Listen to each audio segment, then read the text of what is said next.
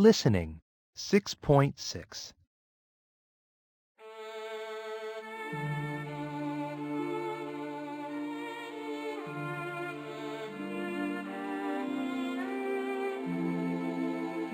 So, how did you get involved in the film, Dagmara? Well, as you probably know, a lot of the film Schindler's List was shot in Kraków, in Poland, which is where I live.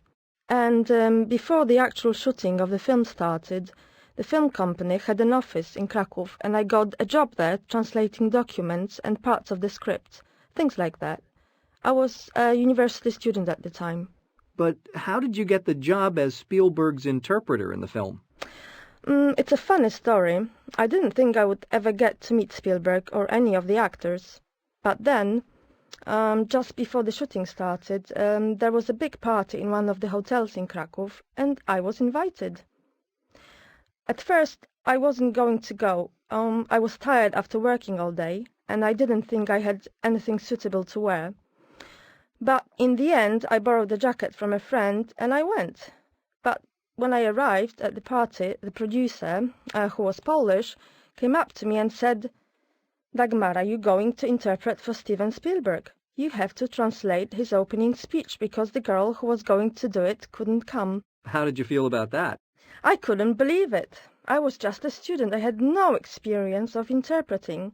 And now I was going to have to speak in front of hundreds of people. But when I started speaking, I was so nervous that I confused the dates of the Second World War. But luckily, I managed to get to the end without making any more mistakes.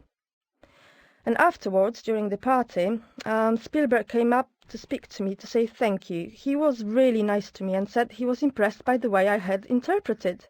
And then he said, "I'd like you to be my interpreter for the whole film."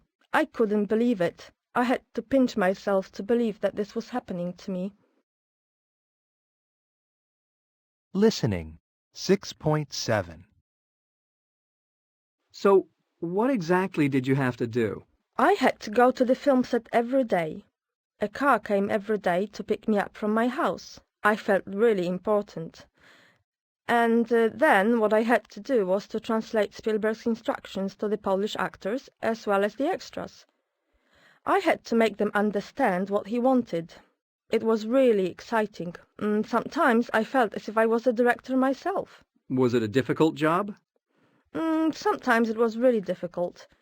The worst thing was when we kept having to shoot a scene again and again because Spielberg thought it wasn't exactly right. Some scenes were repeated as many as 16 times. And then sometimes I would think that maybe it was my fault that I hadn't translated properly what he wanted, so I would get really nervous. I remember one scene where we just couldn't get it right, and Spielberg started shouting at me because he was stressed. But in the end, we got it right, and then he apologized, and I cried a little, because I was also very stressed. And after that, it was all right again. So, was Spielberg difficult to work with? Not at all. I mean, he was very demanding. I had to do my best every day, but he was really nice to me. I felt he treated me like a daughter. For instance, he was always making sure that I wasn't cold. It was freezing on the set most of the time. And he would make sure I had a warm coat and gloves and things. It was hard work, but it was fascinating. An amazing experience. What did you think of the finished film? I believe that Schindler's List is truly a great movie. A masterpiece. I think the actors were brilliant, especially Liam Neeson and Ben Kingsley, and I love the way it was shot in black and white, with color in just one scene. But as you can imagine, I can't be very objective about it. I mean, I lived through nearly every scene. And when I watch it, and I've seen it a lot of times, I always remember exactly where I was at that moment. I can't help thinking, "Oh, there I am, hiding under the bed or standing behind that door."